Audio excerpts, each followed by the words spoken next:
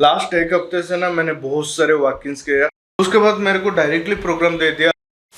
ऐसा है कि आज सुबह सुबह नहा धो के बिल्कुल फ्रेश हो चुका हूँ और यहाँ पे जो दिक्कत मतलब सबसे ज्यादा जो चीज का दिक्कत होता है वो है पानी का। देखो ऐसा था कि मैं तो अकेले रह रहा हूँ तो इस वजह से थोड़ा सा एडजस्ट हो जाता है, लेकिन लास्ट एक हफ्ते से मेरा छोटा भाई आके यहाँ पे रुका था। जब दो मिलकर रह रहे थे तो पानी का काफी ज्यादा प्रॉब्लम हो रहा था। मान लो कि जब पानी आता है सारे काम करना पड़ता है और जब पानी नहीं आता है तो जो भी काम रहता है ना उसको हम कर नहीं पाते थे, क्योंकि उस टाइम पे इतना ज्यादा बिजी था कि कोई वीडियो वगैरह कर नहीं पाया। क्योंकि देखो लास्ट एक हफ्ते से ना मैंने बहुत सारे वॉक-इन्स किया और कुछ वर्चुअल इंटरव्यू भी हुआ और ये चीज मान लो कि मतलब पूरा एक साल के बाद मतलब ऐसा सीन हुआ है कि एक दो हफ्ते में मैं इतने सारे इंटरव्यू अटेंड किया या वॉक-इन इंटरव्यू किया, लेकिन जितना भी मतलब मैंने अटेंड किया ना किसी का भी पॉजिटिव रेस्पॉन्स नहीं आया। ये तो मतलब बहुत दुख की बात है। देखो जावा का पूरा सब्जेक्ट मैंने पढ़ लिया, लेकिन जो दिक्कत है वो है प्रोग्रामेटिक। और कोई भी इंटरव्यू हो वहाँ पे सारे सवाल का आंसर देना कभी भी पॉसिबल नहीं है। किसी और के बारे में नहीं पता, मैं तो उतना मतलब सारे क्वेश्चन का आंसर तो मैं नहीं दे सकता। बाकी जितने भी वॉक-इन्स गया ना सब में अगर कोई कॉमन चीज था जिसमें प्रॉब्लम हो रहा है वो है लॉजिकल प्रोग्राम। देखो लॉजिकल प्रोग्राम का ये सीन रहता है कि इतने सारे लॉजिकल प्रोग्राम है वो सारे को सारे प्रैक्टिस करके याद रखना बहुत मुश्किल है। ऊपर से मतलब किसी इंटरव्यू में क्या क्वेश्चन आएगा वो किसी को नहीं पता। तो अगर जो चीज मैं प्रैक्टिस करके जाता हूँ वो नहीं आता तो मेरे को दिक्कत होता है, और जो चीज प्रैक्टिस करके जाता हूँ वो तो कभी नहीं आता, तो इस वजह से दिक्कत हो रहा है। और जो लास्ट टाइम में वॉक-इन गया था ना वहाँ पे मतलब सबसे मतलब बेकार रेस्पॉन्स वही पे था। क्योंकि देखो नॉर्मली क्या होता है ना जहाँ पे भी वॉक-इन हो या वर्चुअल हो तो थ्योरेटिकल बहुत ज्यादा पूछते हैं, प्रोग्राम भी देते हैं, एक दो प्रोग्राम देते हैं। अगर प्रोग्राम का डायरेक्ट आंसर पता हो तो मैं लिख लेता हूँ, लेकिन अगर डायरेक्ट आंसर नहीं पता तो थोड़ा लॉजिक बिल्ड करना पड़ता है ना, पता होगा कि कैसे करे तो हो सकता है। ये सोच के थोड़ा सा करता हूँ, शायद हो पूरा ठीक भी ना हो लेकिन ट्राई तो करता हूँ। लेकिन जो लास्ट वॉक-इन था ना तो उसमें मतलब पूछो ही मत। सुबह 10 बजे गया था और रिटिन शायद 12:30 को खत्म हो गया था और रिटिन में सिलेक्शन भी हो गया था। और उसके बाद क्या हुआ ना वो लोग हमको शायद लॉन्च टाइम के लिए 2 घंटा तक वेट करने के लिए बोला। 2 घंटे लॉन्च टाइम में वेट करने के बाद तो लगभग जो भी इंटरव्यू देने जाता था ना उसका 30-35 मिनट तो ऐसे ही ले लेते थे। बाकी जब मेरा टाइम है ना तो वो 5 मिनट में इंटरव्यू खत्म हो गया। और क्या हुआ था एग्जैक्टली मैं आपको बताता हूँ। देखो ऐसा हुआ कि जब मैं गया तो सबसे पहले स्प्रिंग बूट में एक दो क्वेश्चन पूछे, उसका आंसर दिया मैंने। उसके बाद मेरे को डायरेक्टली प्रोग्राम दे दिया लॉजिकल प्रोग्राम, तो 2 लॉजिकल प्रोग्राम दे दिया, उसको भी मैंने लिखा। तो उसके बाद एक दो क्वेश्चन एक्सेप्शन से पूछा तो वो क्वेश्चन मतलब ऐसा था कि सही आंसर में दे नहीं पाया। कोई कॉमन क्वेश्चन नहीं था, जो क्वेश्चन का आंसर देना बहुत मुश्किल है उस टाइप का क्वेश्चन था। और उसके बाद फिर से लॉजिकल प्रोग्राम मेरे को लिखने के लिए दिया, तो उस टाइम पे मैं वो बिल्कुल मतलब लिख नहीं पाया। तो इस वजह से मैंने बोला sorry I am not ever of it, तो मैंने डायरेक्टली बोल दिया। अब मेरे को भी मतलब बहुत ज्यादा गुस्सा आने लगा था। अरे कोई इंटरव्यू लेते हैं डायरेक्टली मतलब सिर्फ प्रोग्रामेटिकली इंटरव्यू लोगे तो रिटन पे हो तो कर सकते थे ना। और फेस टू फेस में अगर आपको सारे प्रोग्राम आप लिखने के लिए दे दो तो रिटन पे क्यों नहीं लिया, आप पहले से ही रिजेक्ट कर देते। मतलब इतना टाइम वेट करने के बाद तब टाइम हो चुका था शायद 5 या 5:30 हो चुका था उस वक्त। हो मेरे को सुबह से मतलब मान लो कि सिर्फ 3 थ्योरेटिकल क्वेश्चन थे, बाकी सारे प्रोग्रामेटिकल था। 3 प्रोग्राम मैंने लिख के दिया। एक तो इतने सारे प्रोग्राम लिख लिया, ऊपर से कोई थ्योरेटिकल क्वेश्चन नहीं। थ्योरेटिकल मैंने सारे सब्जेक्ट मतलब मान लो कि 4-5 घंटा मैंने वहीं पे बैठा था, तो उस 4-5 घंटे में मैं जितने भी सब्जेक्ट था ना वो सारे के सारे पढ़ लिया था। लेकिन उसके बाद आके मेरे को लास्ट में अगर कोई प्रोग्राम लिखने के लिए देता है, अभी तो दिमाग ही खराब हो गया। और उस टाइम पे मेरे को बहुत ज्यादा गुस्सा आया। और जब लास्ट प्रोग्राम मैंने लिख नहीं पाया तो उन्होंने बोला thanks for your time, you can leave now. मैंने उनको बोला थैंक यू बोल के आ गया। और मेरे को ऐसा लगा कि चला ये कंपनी मेरे लिए है ही नहीं। मतलब सिलेक्ट नहीं हुआ तो वो अलग चीज है, मेरे को खुशी हुआ कि हाँ मैं यहाँ पे सिलेक्ट नहीं हुआ।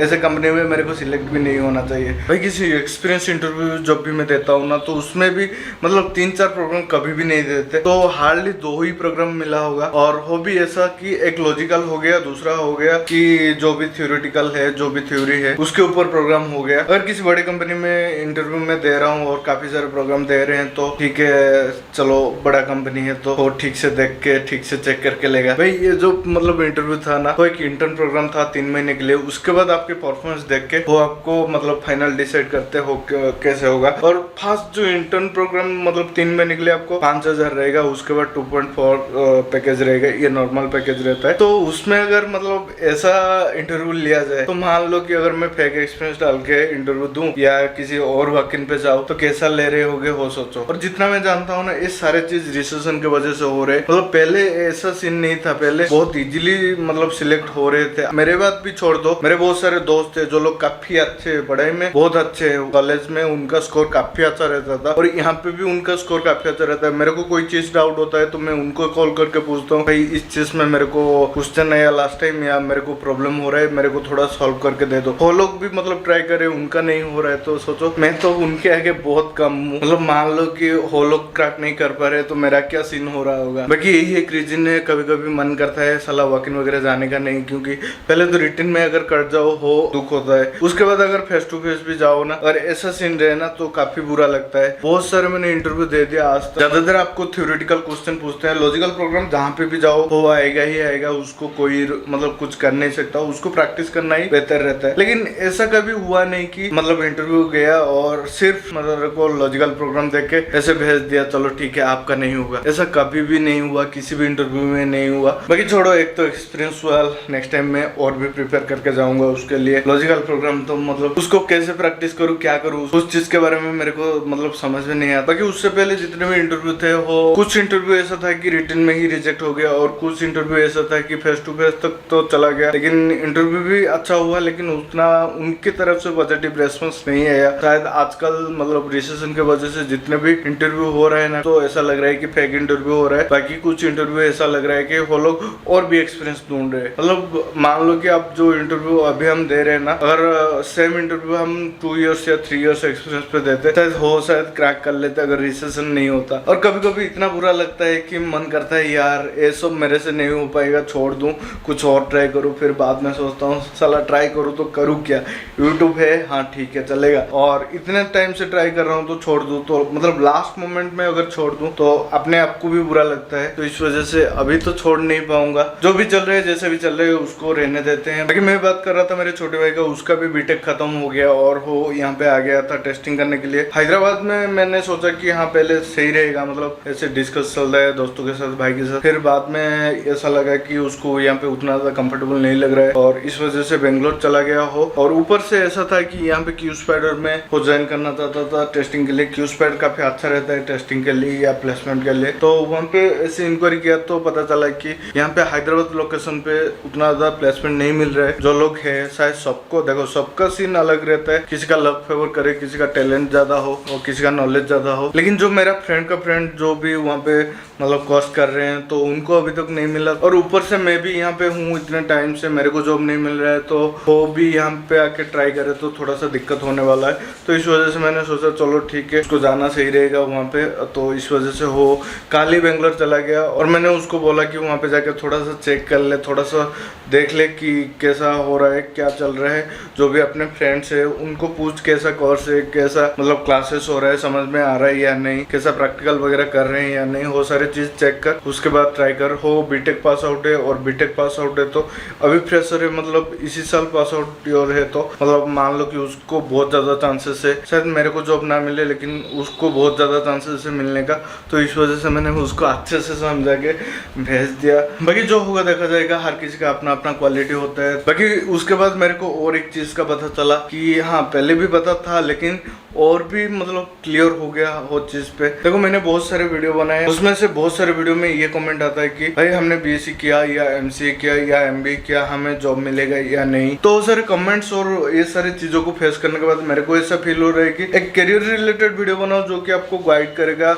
अगर आप 12th पास करने के बाद क्या करना चाहते हो उस टॉपिक के ऊपर वीडियो बनाओ। यूट्यूब पे है या नहीं मेरे को पता नहीं, लेकिन मेरे को ऐसा लग रहा है कि उसके ऊपर एक वीडियो होना चाहिए, क्योंकि बहुत सारे लोग मतलब इसी चीज के वजह से उनको करियर में प्रॉब्लम आ रहा है। देखो कोई भी नहीं जानता 3-4 साल बाद क्या करना है मेरे को, लेकिन अगर वो चीज करना है, अगर आपको पता है या आप अभी से ही प्रिपेयर हो चुके हो, देन उस टाइम पे आपको बहुत आसान हो जाएगा। तो इस वजह से करियर गाइडेंस तो होना चाहिए, जो कि हमको नहीं मिला था, उसको नहीं मिला था।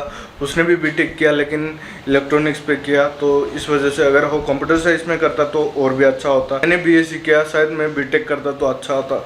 देखो एक टाइम पे मतलब कोई कह नहीं सकता उस टाइम पे क्या सही है क्या नहीं। मेरा कंप्यूटर साइंस में बीएससी हो गया था, इस वजह से मैंने बीएससी किया था। लेकिन अभी ऐसा लग रहा है कि जो कंपनी वाले हैं वो बीटेक को ज्यादा प्रेफरेंस दे रहे हैं। एनी ग्रेजुएट तो मांग रहे हैं, लेकिन बीटेक हो तो बहुत जल्दी उनको जॉब मिल जाता है, क्योंकि बीटेक करने वाले जितने भी मेरे फ्रेंड्स थे सबका जॉब लग चुका है, अच्छे अच्छे पैकेज में जॉब लग चुका है।